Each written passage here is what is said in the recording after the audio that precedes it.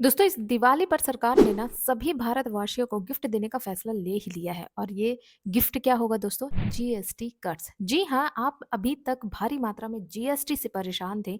किसी में 20% लग रहा है, किसी में 30%, किसी में 40% लग रहा है। लेकिन अब सरकार ने यहाँ पे प्रोसीड रेट अनाउंस कर दिए हैं जिसमें आपको सेक्टर वाइज जीएसटी कट्स का फायदा मिलने वाला है और इन्हीं सेक्टर्स के हिसाब से आज हम आपको 3 ऐसे म्यूचुअल फंड बताएँगे जिन पे जीएसटी कट्स पे बहुत ज़्यादा फ़र्क आने वाला है। मतलब इन जीएसटी कट से इन 3 सेक्टर्स में बहुत ज़्यादा रैली देखने को मिल सकती है। यदि आप भी म्यूचुअल फंड में निवेश करने का सोच रहे हैं तो आप हो जाएँ तैयार क्योंकि ऐसा मौका बार-बार नहीं मिलता है। हेलो नमस्कार दोस्तों, स्वागत है आप सभी का आपके अपने चैनल पे। आज हम बात करने वाले हैं 3 ऐसे top 3 sectors wise mutual funds के बारे में जहाँ पर जीएसटी कट्स का सीधे से सीधा प्रॉफ़िट देखने को मिलेगा और इससे आपको इन सेक्टर्स में जो भी म्यूचुअल फंड आते हैं उसमें से बहुत ज़्यादा रैली देखने को मिल सकती है। तो हर सेक्टर्स के अलग-अलग म्यूचुअल फंड्स हैं, जिसमें से चुनना काफ़ी टफ हो सकता है, लेकिन मैंने यहाँ पे जो 3 सेक्टर चुने हुए हैं और 3 सेक्टर्स के मैंने 3 ऐसे म्यूचुअल फंड चुने हुए हैं, जिसमें आपको बहुत ज़्यादा रैली देखने को मिल सकती है। उसका कारण क्या है, हमने इन 3 सेक्टर्स को क्यों चुना हुआ है, हम वो वीडियो के लास्ट तक में बताएँगे। तो आपको कोशिश करना है कि वीडियो को पूरा ज़रूर देखना है। तो चलिए सीधे बढ़ते हैं हम अपने पहले म्यूचुअल फंड की ओर और पहले सेक्टर की ओर। तो हमने सबसे पहले सेक्टर को चुना है इंफ्रास्ट्रक्चर सेक्टर। इंफ्रास्ट्रक्चर सेक्टर अगर आप पिछले 2 साल तक का इसका रिटर्न देखें तो इंफ्रास्ट्रक्चर सेक्टर ने 30 से 40% का भी मूव इनफैक्ट 50-50% तक का मूव दिया हुआ है इंफ्रास्ट्रक्चर्स में। पर बढ़ते हुए जीएसटी की वजह से यहाँ पे बहुत ज़्यादा डाउनफॉल भी आपको बीते हुए सालों में देखने को मिला हुआ है। अब चूँकि इंफ्रास्ट्रक्चर एक ऐसा सेक्टर है जो कि आगे चलकर बहुत ज़्यादा हरियाली दिखाने वाला है क्योंकि जीएसटी कट्स का इस पे बहुत ज़्यादा इम्पैक्ट पड़ेगा। मैं आगे आपको ये भी दिखाऊँगी कि इंफ्रास्ट्रक्चर सेक्टर में कितने परसेंट का रिलीफ आपको देखने को मिलेगा और कैसे इसमें रैली आ सकती है वो भी मैं आपको बताने वाली हूँ। तो यहाँ पे हमने सबसे पहले रखा हुआ इंफ्रास्ट्रक्चर का HDFC infrastructure fund direct growth plan. अब दोस्तों एचडीएफसी का इंफ्रास्ट्रक्चर फंड यानी आपने इंफ्रास्ट्रक्चर से अनुमान लगा लिया कि ये उन कंपनीज में निवेश करती हैं जो कि कंस्ट्रक्शन एरिया से जुड़े होते हैं, कंस्ट्रक्शन से रिलेट करते हैं। यानी बड़ी-बड़ी बिल्डिंग्स बनाने के लिए जिन-जिन चीज़ों की आवश्यकता होती है, चाहे वो सीमेंट हो, आयरन हो या फिर ईंट हो, बालू हो, रेत हो, मतलब जो भी चीज़ें एक घर बनाने के लिए चाहिए होता है या फिर एक डेवलपमेंट के लिए जिस चीज़ की नीड्स पड़ती है, वो सारे कंपनीज इनके अंतर्गत आती है और बहुत बड़ा इम्पैक्ट पड़ने वाला है जीएसटी कट्स का इस सेक्टर पे। तेज़ी से विकास होने वाला है भारत देश में क्योंकि जब जीएसटी कम हो जाएगी तो डेफ़िनेटली इन सभी जैसे सीमेंट है या आयरन है या फिर जो भी चीज़ें यूज़ होती हैं उन सभी में लगने वाले जीएसटी का रेट डाउन हो जाएगा जिससे इसकी डिमांड बढ़ जाएगी। लोग ज़्यादा से ज़्यादा घर बनाएँगे और ज़्यादा से ज़्यादा लोग इस घर को परचेज़ भी करेंगे। आजकल ईएमआई का ट्रेंड चल रहा है, लोग बाग ज़्यादा से ज़्यादा परचेज़ करेंगे तो फॉर फ्यूचर काफ़ी ज़्यादा ब्राइट है। इसका कारण यही है चुनने का। अब अगर एचडीएफसी इंफ्रास्ट्रक्चर फंड के डायरेक्ट ग्रोथ प्लान का अगर हम देखें एयूएम साइज़ तो 2539.90 करोड़ का है। ऑलरेडी लोगों ने इसमें अपना ट्रस्ट दिखाया हुआ है और लोग आगे दिखाने भी वाले हैं। बहुत ज़्यादा रैली आ सकती है इस म्यूचुअल फंड में। इस म्यूचुअल फंड का जो एक्सपेंस रेशियो है 1% का है। थोड़ा-सा आपको इंफ्रास्ट्रक्चर का जो एक्सपेंस रेशियो वो ज़्यादा देखने को मिलेगा ही। आप किसी भी फील्ड में चले जाओ वो 1% के नियर अबाउट ही होने वाला है। ठीक है? एग्ज़िट लोड है 1% का। मतलब यदि आप यहाँ से 30 दिनों के पहले ये 30 डेज़ जो लिखा है दोस्तों उसका मतलब ये है कि 30 दिनों से पहले यदि किसी कारणवश पैसे निकालते हो, तो आपको 1% का एग्ज़िट लोड देना पड़ेगा। यहाँ पे एक चीज़ मैंने ऐड नहीं की है लॉकिंग। तो इस म्यूचुअल फंड में किसी भी तरीके का कोई भी लॉकिंग नहीं है। मतलब आप जब चाहें तब पैसे निकाल सकते हैं, लेकिन अगर 30 दिनों से पहले आपने पैसे निकाले, 1% का एग्ज़िट लोड आपको देखना या देना पड़ सकता है। ठीक है? इस म्यूचुअल फंड की अगर रिटर्न की बात करें तो लास्ट 1 ईयर में इस म्यूचुअल फंड में आपको कुछ खास रिटर्न देखने को नहीं मिलेगा। माइनस 1.08% का है। लेकिन अगर आप पिछले 3 साल का रिकॉर्ड देखो या पिछले 5 सालों का रिकॉर्ड देखोगे, तो आपको ज़बरदस्त रिटर्न देखने को मिल जाएगा। 3 सालों में इस म्यूचुअल फंड ने 30.93% का रिटर्न बना के दिया है अपने इन्वेस्टर्स को और वहीं पे लास्ट 5 ईयर में 33% के लगभग रिटर्न बना के दिया है अपने निवेशकों को। अब दोस्तों इस म्यूचुअल फंड को चुनने का कारण क्या है वो मैंने आपको बता ही दिया है। इसमें कितना परसेंट जीएसटी लगने वाला है, क्या अब इसमें इम्पैक्ट पड़ेगा वो भी हम आगे बताएँगे। सबसे पहले यहाँ पे होल्डिंग देख लेते हैं कि टोटल 59 कंपनीज़ की होल्डिंग रखता है ये फंड, ठीक है? किस-किस सेक्टर में पैसे लगाता है चलिए हम यहाँ पे देख लेते हैं। जैसे आप यहाँ पे पे देख पाओगे। अगर इंफ्रास्ट्रक्चर की बात करें तो आईसीआईसी बैंक में, एचडीएफसी बैंक में, जय कुमार इंफ्रा प्रोजेक्ट्स में, इसके अलावा एनटीपीसी पे, रिलायंस इंडस्ट्री, भारतीय एयरटेल जैसी बड़ी-बड़ी कंपनियों में, बड़े-बड़े सेक्टर्स में या लार्ज कैप कंपनीज़ में इसका मैक्सिमम निवेश आपको देखने को मिल जाएगा। मिनिमम एसआईपी ₹500 से की जा सकती है और लमसम भी ₹5000 से शुरू कर सकते हैं, ठीक है?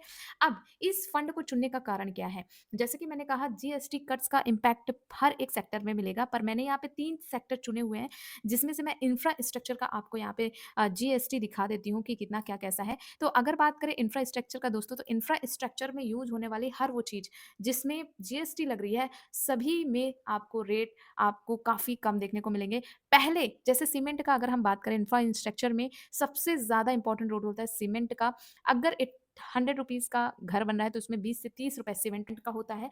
तो सीमेंट में जो पहला जीएसटी लगता था वो 28% के लगभग लगता था, यानी जो प्रोसीड था वो 28% का था। बट अब इसमें चेंजेस हो रहे हैं, अब ये 18% ही रह जाएगा, ठीक है? इसके अलावा आयरन है, इंफ्रास्ट्रक्चर है, इनमें अगर 12% का जीएसटी लग रहा था तो अब वो मात्र 5% का ही रह जाएगा। इससे फ़ायदा ये होगा कि ये जो कंपनियाँ हैं तेज़ी से ग्रोथ करेंगी, क्योंकि लोगों की डिमांड तेज़ी से बढ़ेगी, ठीक है? ये ज़्यादा से ज़्यादा घर बनेंगे, लोग बाग ज़्यादा से ज़्यादा बाय करेंगे, तो यहाँ पे फ्यूचर ब्राइट होने के चांसेस काफ़ी ज़्यादा देखने को मिल जाता है। इसीलिए हमने यहाँ पे इंफ्रास्ट्रक्चर को चुना हुआ है। अब अगर आप एचडीएफसी का इंफ्रास्ट्रक्चर नहीं लेना चाहते हैं, तो आप इसके जगह पर एसबीआई के इंफ्रास्ट्रक्चर को भी देख सकते हैं। इसके परफॉर्मेंस के अकॉर्डिंग आप इसको भी चुन सकते हैं अपने पोर्टफोलियो के लिए। ओके, तो ये हमारा पहला सेक्टर था। अब मूव करते हैं हम अपने सेकंड सेक्टर पे, जिसका नाम है हेल्थ केयर सेक्टर। ये कुछ ऐसे सेक्टर हैं जिसका अंत नहीं है दोस्तों, मतलब इसमें बढ़ना ही बढ़ना है। लोग बागों को मतलब हेल्थ केयर की ज़रूरत है। हेल्थ केयर के कई सारे फार्मा सेक्टर भी है, देखिए हेल्थ इंश्योरेंस वगैरह भी होते हैं, तो इसमें भी काफ़ी रिलीफ गवर्नमेंट ने दे रखा है, इसलिए हमने हेल्थ केयर सेक्टर को चुना हुआ है। अब हेल्थ केयर सेक्टर पे भी बहुत सारे म्यूचुअल फंड आपको देखने को मिल जाएंगे, लेकिन परफॉर्मिंग और एनालिसिस के बेस पे हमने जिस म्यूचुअल फंड का को चुना है उसका नाम है एसबीआई का health care opportunity fund direct growth plan. दोस्तों ये जो मैं पूरी डिटेल आपको बता रही हूँ वो डायरेक्ट ग्रोथ प्लान का बता रही हूँ, ठीक है? ओके, तो अब इसका अगर एयूएम देखें तो 4026.55 करोड़ रुपए का फंड साइज आपको देखने को मिल जाएगा। लाखों लोगों ने करोड़ों रुपए निवेश कर रखा है इस सेक्टर की। जिसने नीड समझ ली ना, तो वो समझ लो कि उसने बाजी जीत ली, कहा जाए तो, ठीक है? ओके, तो जहाँ पे हेल्थ केयर सेक्टर्स पे अच्छा खासा जीएसटी पे करना पड़ रहा था, बट अब फार्मा कंपनीज को बहुत ज्यादा रिलीफ गवर्नमेंट ने दे दी। कितना परसेंट का चेंजेस हुआ है वो मैं आगे बताऊंगी, बट अभी चेक कर लेते हैं इसकी बेसिक डिटेल।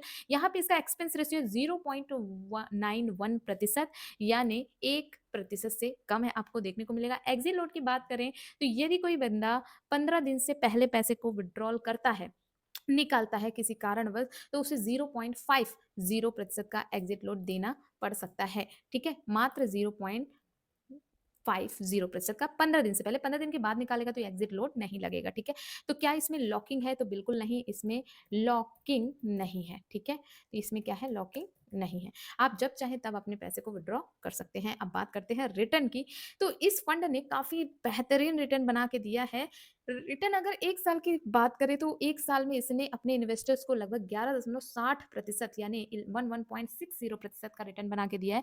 वहीं पे लास्ट 3 ईयर का अगर रिटर्न देखें तो 29% के अप्रॉक्सीमेट रिटर्न था, एंड लास्ट 5 ईयर का देखें तो 20 एनालाइज रिटर्न बना के दिया इसने अपने इन्वेस्टर्स को, और इसमें बहुत ज्यादा रैली आने के चांसेस है जीएसटी कट्स की वजह से। होल्डिंग की बात करें तो टोटल इसके पास 31 कंपनीज की होल्डिंग है, और अगर आप यहाँ पे सेक्टर वाइज में देखें, तो जैसे कि आपको पता है कि ये हेल्थ केयर सेक्टर है, तो टोटली इसका निवेश हेल्थ केयर सेक्टर में ही होता है। आप यहाँ पे कंपनीज के नाम देख सकते हैं जो 31 कंपनियों में पैसा लगाया जाता है। सुदर्शन फार्मा है, मैक्स हेल्थ केयर है, सिप्ला है, लिपन है, आप यहाँ पे चेकआउट कर सकते हैं। ओके, ये जो म्यूचुअल फंड है अपने आप में बहुत सही म्यूचुअल फंड है, क्योंकि आने वाला फ्यूचर इसका काफी ज्यादा ब्राइट है और काफी ज्यादा प्रॉफिट भी होने वाला है इन्वेस्टर्स को, अगर वो इस सेक्टर को चुनते हैं तो। क्लियर? इसमें भी मात्र ₹500 से एसआईपी शुरू की जा सकती है, और यदि कोई बंदा लमसम करना चाहता है तो ₹5000 से लमसम या वन टाइम इन्वेस्टमेंट कर सकता है। ओके, अब इस फंड में कितना जीएसटी कट्स है, क्या फायदा देखने को मिलेगा, चलिए वो भी देख लेते हैं। तो हमने यहाँ पे health care sector and pharma sector को देखा, जहां पर 18% का जीएसटी लग रहा था।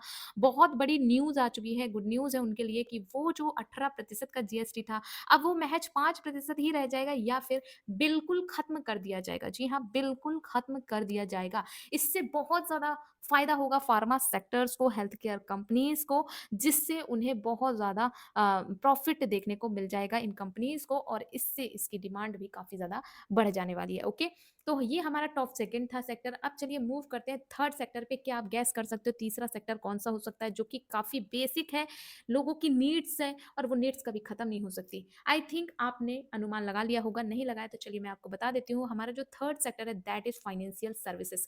हर एक बंदा फाइनेंशियल सर्विसेज़ ले रहा है, ठीक है? चाहे वो जिस फॉर्मेट में ले रहा हो लेकिन ले रहा है और इसकी नीड आने वाले समय पे होती ही जा रही है, ठीक है? तो यहाँ पे हमने चुना Nippon India banking and financial services fund direct growth plan को, ठीक है?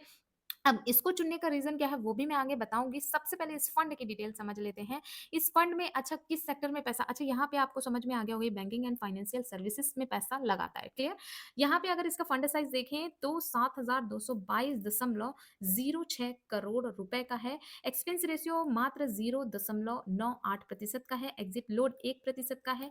यदि 1 महीने से पहले पैसे को विथड्रॉल किया गया तो लॉकिंग कुछ भी नहीं है इसमें, जब चाहे तब पैसा विथड्रॉ कर सकते हैं।